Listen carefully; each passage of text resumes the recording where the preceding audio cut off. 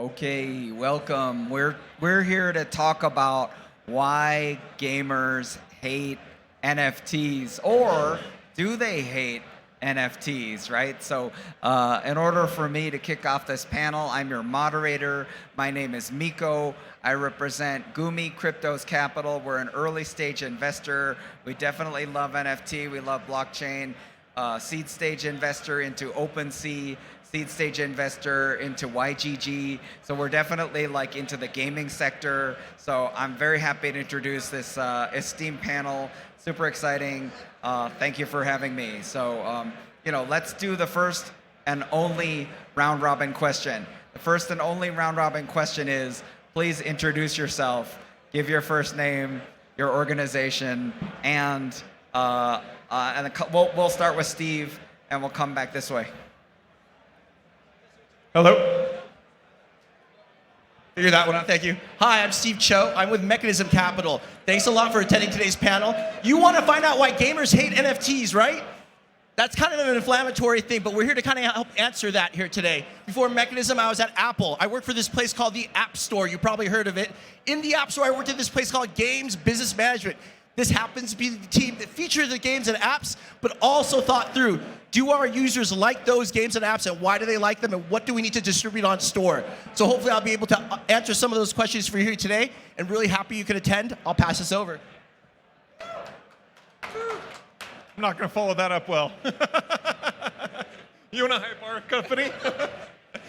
My name's Wyatt Ridgway. I'm CTO of a company called Random Games. We're building one of the first AAA game NFTs called the Universe. And it's actually a vision for an SDK and assets that can be used across all sorts of different types of games. I'm probably on the skeptically optimistic there's going to be a conversion between games and NFTs once we actually manage to provide value back to consumers. Hi, I'm Ali. I'm from Filecoin and the Filecoin Foundation. I'm also an advisor at Godworken, which is a Nervos layer 2 focused on creatives and gaming, so have some knowledge here. Hi, my name is Taehoon Kim. People call me TK. I've been in the game industry for about 20 years. I started Enway about 11 years ago. So we specialize in real-time multiplayer competitive games, especially fighting games. And we were acquired by Animoca Brands about 3 years ago, and we've been experimenting on how to bring Web3 communities and gamers together. So super excited to talk about why gamers may hate NFTs, or do they? Okay, I'm very excited about this panel. I think it's wonderful. We got TK, Ellie, Wyatt, Steve, very esteemed organizations. So for me, one of the things that I really, I'm curious to unpack, I'm going to throw this over to Steve in a second, right, which is that it's pretty obvious, right? When you look at the Ghost Recon NFT launch by Ubisoft, it was a disaster. They sold 3 NFTs and then they had to refund them, right? They had to give refunds, right? Because everyone was pissed as hell, right? Everyone was like, what the hell, right? So my short take on this is I actually don't think gamers inherently hate NFTs. I think gamers hate suits. They hate suits.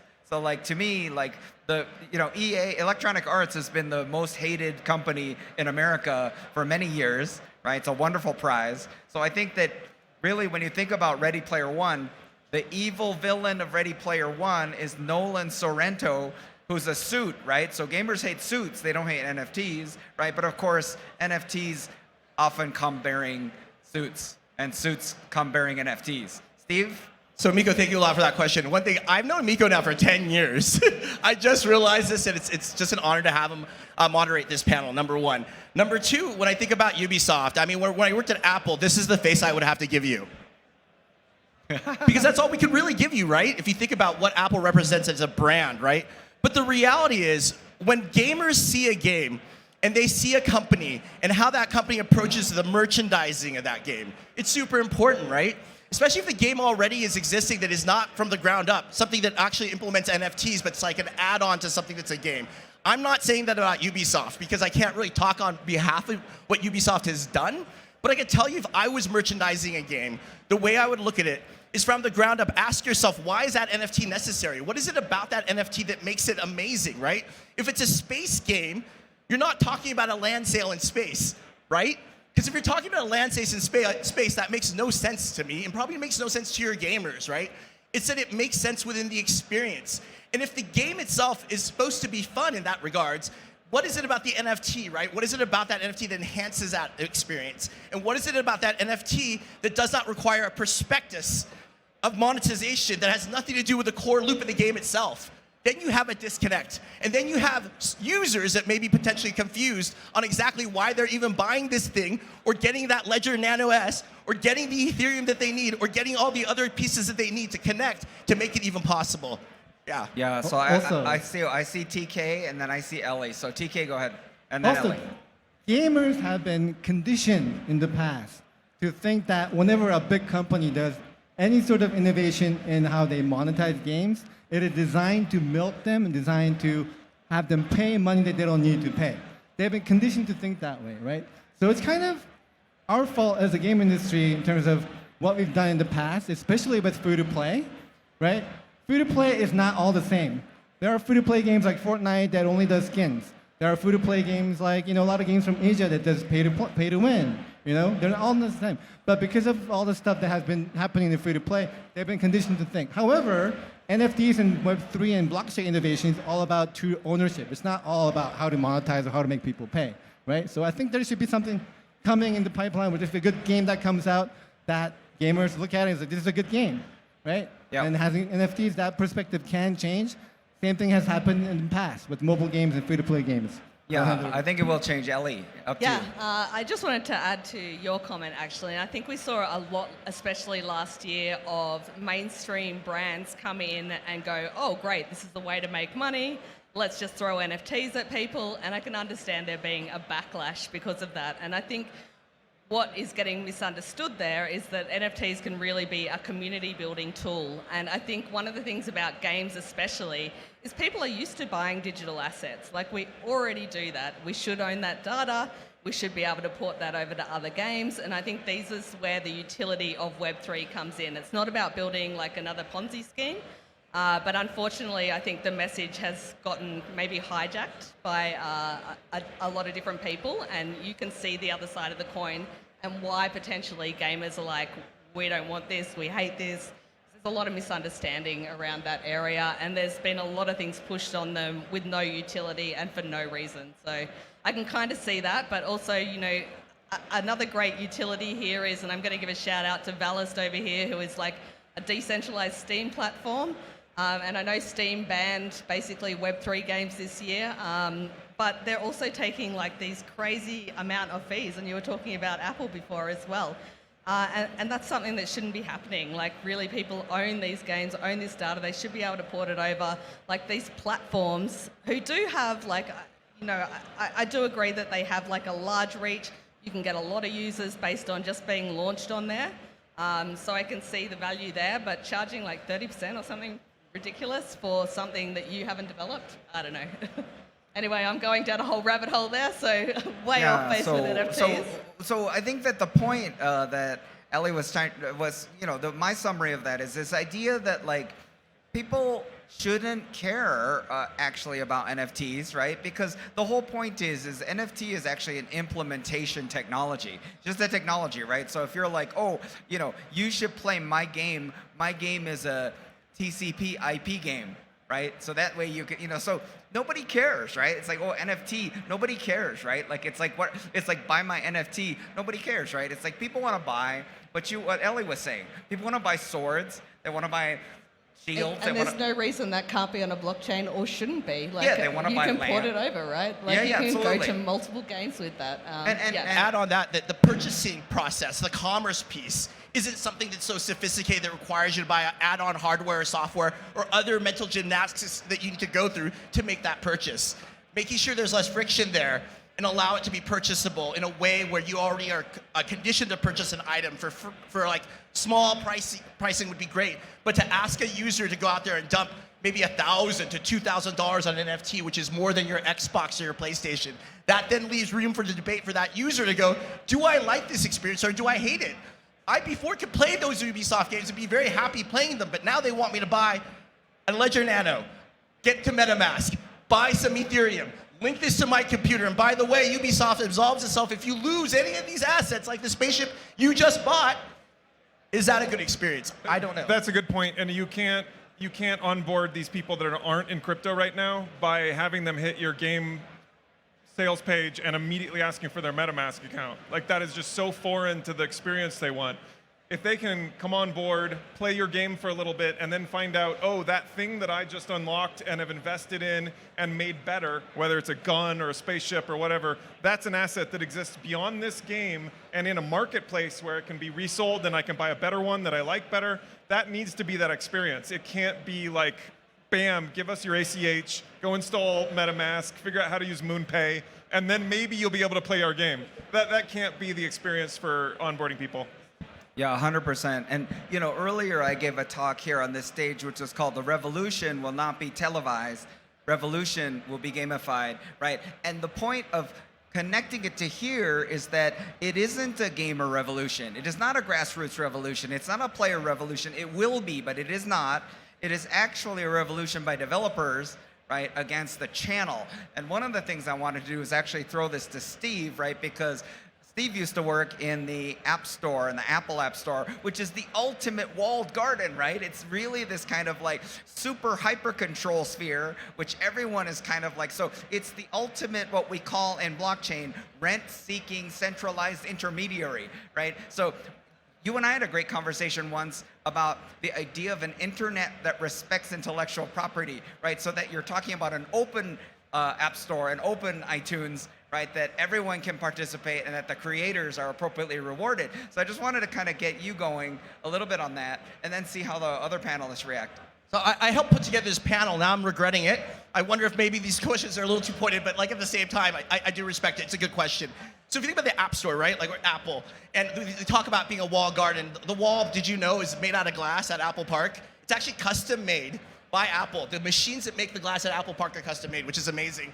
I can tell you that with the App Store and where we are right now with digital platforms, this is a very challenging time. You're seeing it with legislation. You're seeing it with, like in Europe, the opening of app stores and marketplaces. The reality is that right now, more than ever, with Web3 and distribution being really decentralized to the point where now the internet becomes part of your distribution model, viably, it remains a question what will happen to app stores and how relevant will they be? And where will they find their relevance, right? It can't be just in featuring. Believe it or not, merchandising and featuring on store will get you X amount of downloads, but you still need to find a way to get them to find a way to intrinsically want to play that game. Where's the fun in that game? Where are the fun in the things that we're talking about? That needs to be found.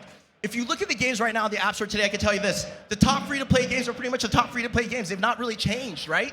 Live operated, very efficient, free-to-play games.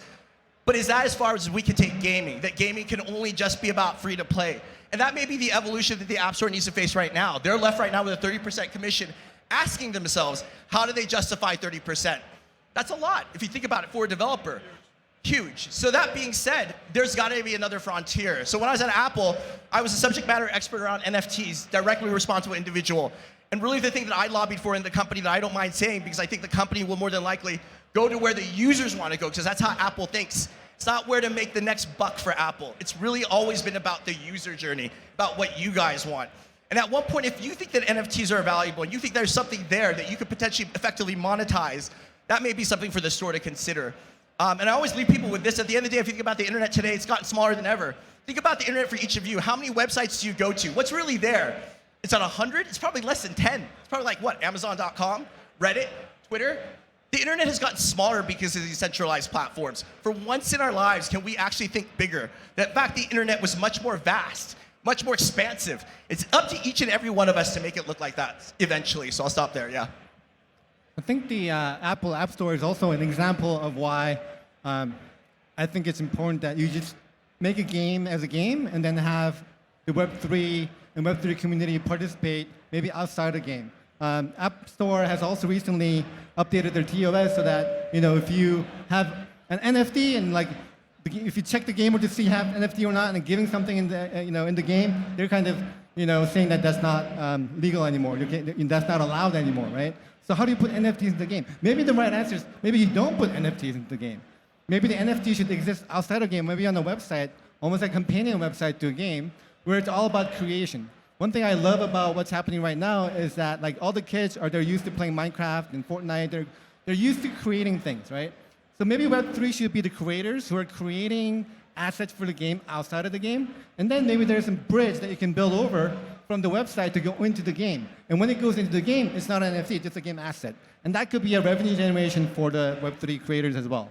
Yeah, so I did want to kick it over to Wyatt, actually, because like Wyatt's actually doing the thing itself and being creator. So like, I'd love to have your commentary on kind of how you see this phenomenon and how do you convince gamers who are hating NFTs?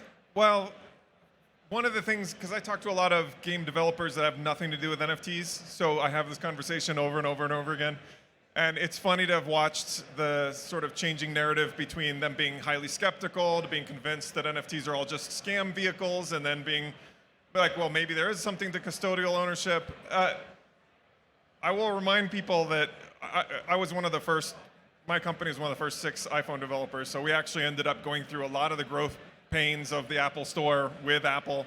And there was an enormous amount of hostility that people don't generally remember towards freemium gaming.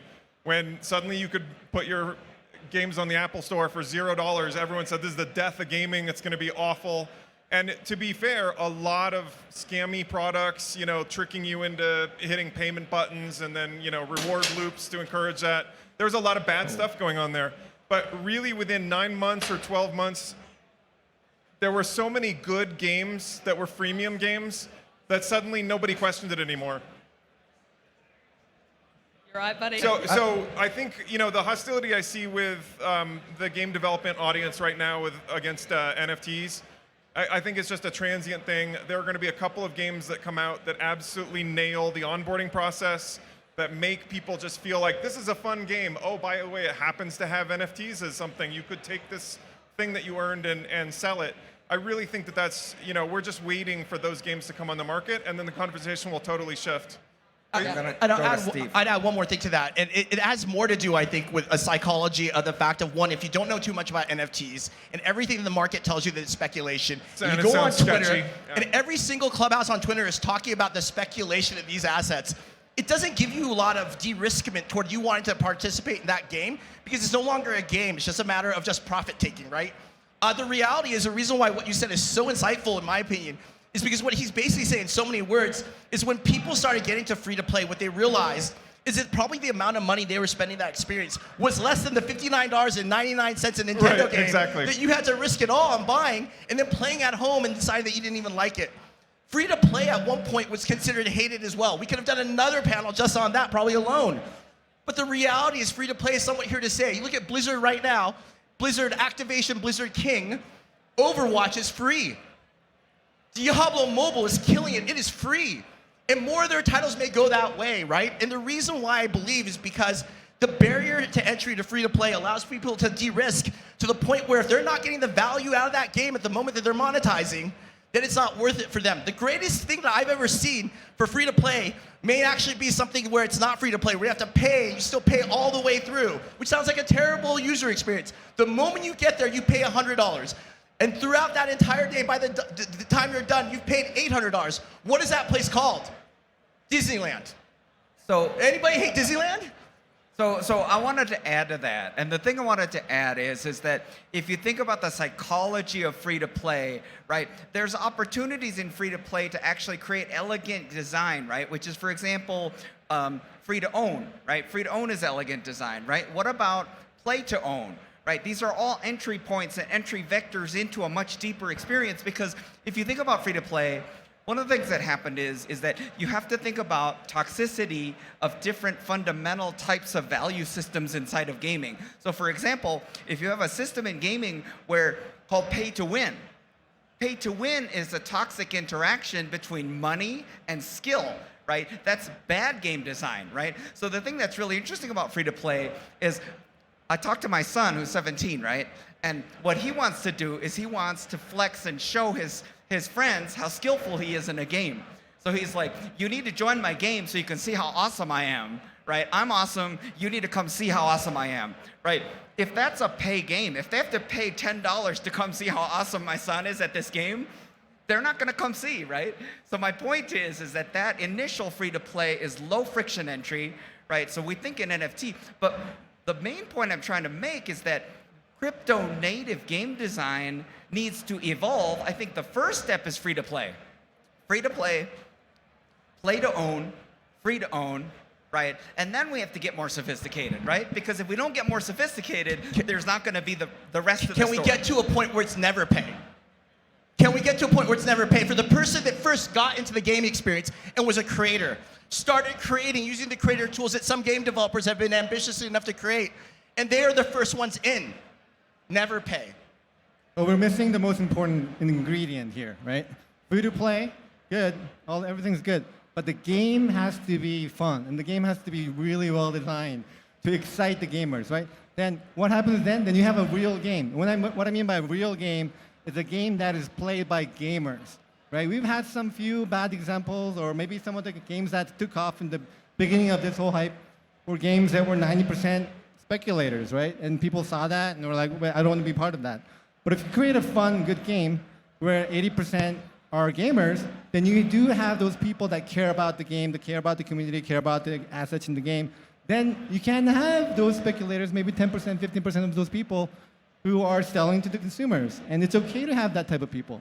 If you look at games that are popular like Warcraft or World of Warcraft or Lineage or whatever, these massive MMOs out there, there are people who buy and sell, currencies, and Sword for $30,000, Castle go for $100,000. But the important factor here is that, yeah, it's backed by 80% of players who love the game. That's the important part. And do they bristle when they find out this is partnered by Kleiner Perkins, this is partnered by Ubisoft, this is partnered by Tencent? They're like, oh God, it's the same companies that typically were probably engaging this more like greedy free-to-play model.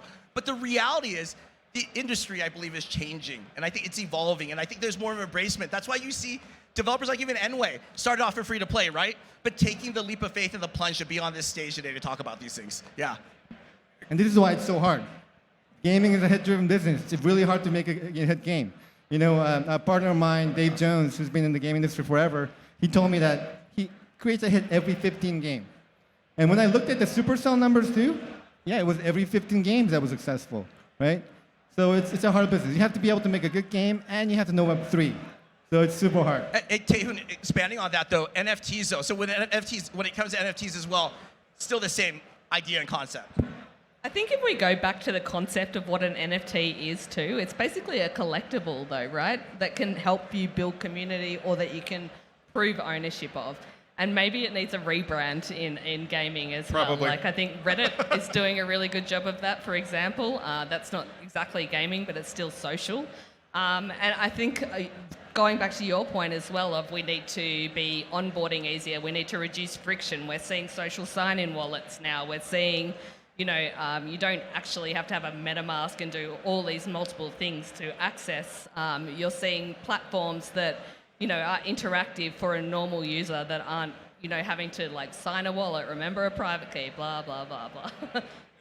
Let me make sure that we call out the special part of NFTs, because this has been in jeopardy recently, and it's something my company's taken a big stance on, protecting creator royalties. If there isn't a royalty mechanism inside of an NFT, it really is just a thing that exists on a server that isn't very interesting. It's transformatively interesting with creator royalties, and I'll give a really specific example as to why. We're making heroes that can exist in a variety of different games, and we're offering those up as assets. The interesting thing about the creator royalty is that we have a long-term investment in making sure that that hero concept stays relevant and actually becomes more and more useful over time. So in 10 years, we'll have upgraded the polygon counts, upgraded the material textures. Why are we interested in doing that? We're interested in doing that because of creator royalties, right? So there's an alignment of incentives between the consumer and the royalty or the intellectual property company that actually does not exist in any other marketplace. Yeah. So I'm super excited to hear Wyatt talk about this long-term investment in the IP and ownership rights, because ultimately one perspective on NFT is that it's a ticket, and it's a ticket that buys you entertainment. In the gaming industry, it's a ticket that buys you entertainment. So if you're entertaining them for a long period of time, you're actually building this huge relationship. But that market mechanism is what makes it possible. Yeah. Before throwing to Steve, I just want to say that the last word on that is really retention, right? So this NFTs will be insane for retention. Go So ahead. at the end of the day, though, we might be talking about two different groups of people. There are creators that could go out there and create content for you. Obviously, UGC experiences are really hot. Roblox is an example of a UGC experience with tools that potentially, hopefully, children can actually use to create games and different experiences based upon that. But those creators may not be your gamers, right? Let me repeat that. People that use your creator tools may have royalties tied to a sophisticated model through a smart contract delivered through an NFT. But at the same time, your gamers need to do what TK's been talking about. They need to find the fun in your NFT. So what's the fun in your NFT? You want to offer an NFT in your game that's supposed to be fun? Well, you better hope your NFT is fun too, and know how to defend that with that gamer, right? Because they may not care about the creator royalties, but what they may care about is this. They may own more than one of your games. And when they're done playing that game, they may still have their elixir or their rubies or their hard currency still in that game. But they want to play a new game. How do they take the value of that game that they've invested into and somehow transfer that over to the next game? Let me tell you how it works in mobile. Congratulations, you can. Yeah, go ahead, Ellie. Yeah, and I think another point on NFTs, not just royalties are available, but also, I mean, like you were mentioning, your NFT can morph into something that really gives value on how many hours you've spent playing this game, right? There's dynamic NFTs. You can create like so much value around them and code value around them. And again, port them over to the next game that you want to use or sell them off. Like, I mean, you should get value from the time you're spending on that.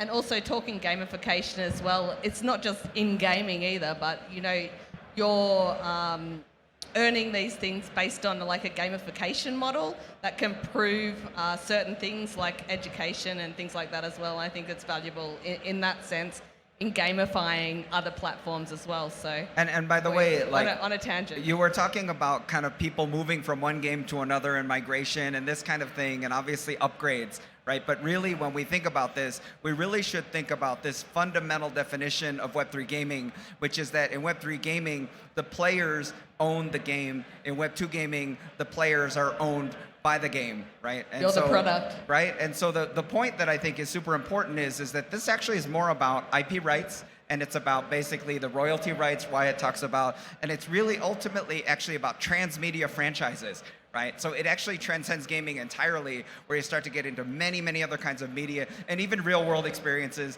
and even AR real world experiences. So what I wanted to do actually is, we're really low on time, so I just wanted to have TK close and talk about UGC, right? Because UGC is the secret ticket to the Steve's world where it's never pay, right? That's the way you create the sustainable economy, and the user's time is actually being used to create, and so everyone becomes a creator. So TK, take it away. Yeah, I really believe that UGC and creating and innovating on powerful UGC tools from the game developers is the glue that's going to combine the gamer community with the Web3 community.